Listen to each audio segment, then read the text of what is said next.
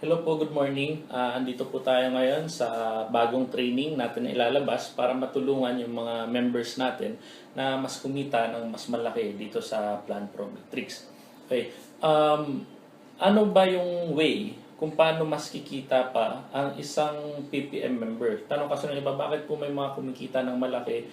Bakit kami hindi namin nagagawa? Ano po ba yung kailangan? Okay. So, yung program po ng Plan Pro Matrix, dito po, ang maganda kasi dito, kung ngayon ka lang sumali, kahit bukas na bukas o mamaya lang din, pwede ka pong kumita agad na hindi ka na maghihintay ng matagal. Diba? Ngayon, paano po ba yung nagagawa or ano yung way, lalo kung bago ka or kung ikaw naman is isang leader, paano magagawang mas dumoble, trumipli pa yung kita mo? Okay. Pero before yun, panggitin muna natin, bigyan natin ng konting definition, yung tinatawag natin na MLM or yung industry natin na tinatawag na multi-level marketing. Diba? Ano po ba yun? From the word itself, multi, ibig sabihin, madami. Diba? Level, ibig sabihin yung level. First level, second, third, fourth, fifth level. Diba? So, multi-level, ibig sabihin maraming level. Marketing is yung marketing, yung way nung selling natin, yung pagbebenta natin, pagpapasali natin ng mga members. Diba? So, ibig sabihin pala, para kumita ka ng malaki dito sa industry na to, kailangan maraming levels deep yung group mo. Diba? Kaya lang, syempre, isang tao ka, paano mo mapapalaking masyado yung grupo mo? Paano mo ma-handle na maging malaki yung grupo mo na hindi ka rin masyadong mamumroblema? Meron po tayong tinatawag na duplication. Yun po ang isang way para mas mapadali mo yung pagkita mo dito sa PPM. I-duplicate mo yung sarili mo sa ibang tao. Diba? Sabi nga po ni John D. Rockefeller, diba? I would rather earn 1% of 100 people's effort than 100% of my own efforts. Why? Diba? Simple lang, yung salitang no work, no pay. Diba? Typical sa labas, yung mga employees dyan, they have to work para meron silang pay. Pero kung hindi sila makapag-work, ibig sabihin wala rin silang pay. Ganon din po yung sinabi ni John, di ba? Na mas gugustuhin kong kumita ng 1% galing sa 100 tao kaysa kumita ng 100% na kita galing sa sarili ko. Bakit?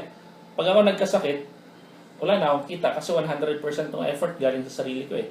Pero what if yung 100 na tao, magkasakit dun yung isa?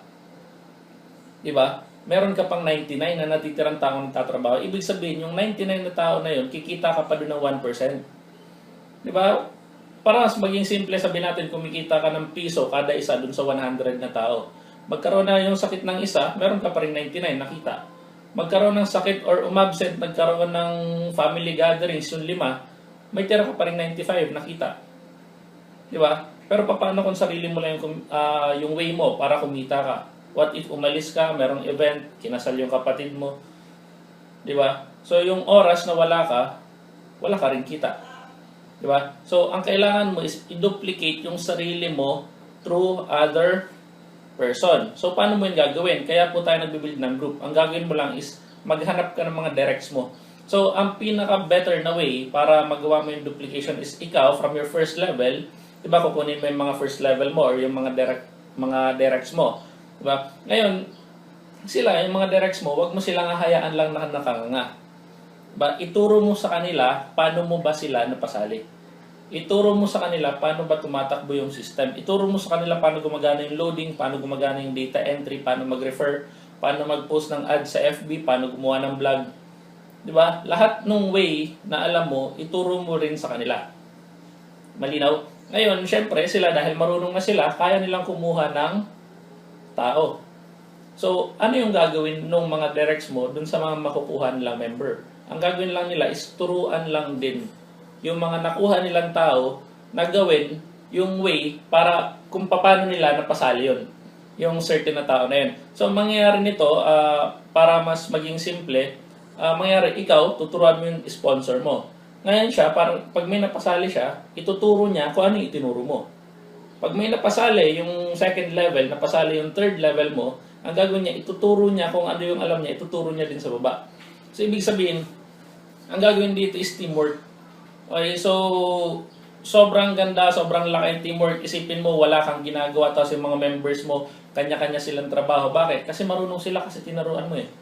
Kesa yung ikaw lang yung may alam kung paano mo ginagawa yung sistema, ikaw lang yung alam kung paano mag-sponsor ng maraming tao, di ba? Tapos sila hindi marunong, paano kakikita ng malaki?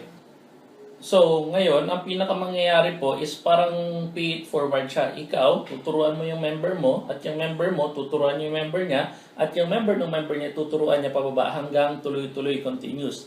Guys, kung maaalala nyo po, yung sa ating indirect referral bonus, diba, pwede ka pong kumita ng up to $1,342,773 kapag yung tao mo, kapag ikaw kumuha ka ng 5 at yung 5 mo kumuha ng tigli 5 up to the 10th level. Diba? So, numbers don't lie. Ito yung computation natin. Ang gagawin nyo lang naman is i-execute. Diba? Kaya lang, paano nyo po itong magagawa? Simple lang, teamwork. Palakihin nyo yung grupo nyo. Huwag kayong magtrabaho na kanya-kanya. Huwag kayong magtrabaho ng isa-isa. Diba? Mas mabilis kumita kapag may katulong. Mas mabilis kumita kapag yung kasama mo medyo katandem mo at hindi yung nangangapa. Diba? Turuan nyo po sila kung paano sila kikita. Kasi tandaan nyo po, sa networking industry, huwag mo unahin yung sarili mo. Unahin mo na kumita yung tao mo. Why? Kapag yung tao mo kumita, no choice kakikita ka rin. Paano kung 10 direct mo kumikita lahat? Nako po, mas kikita ka ng malaki. Okay? So, ganun lang. Hindi ko masyadong pahabain yung video. Gagawin ko lang is every video ko is short clip lang po ng bawat trainings and bawat message na gusto kong ituro sa inyo. So, yun lang, and guys, good morning.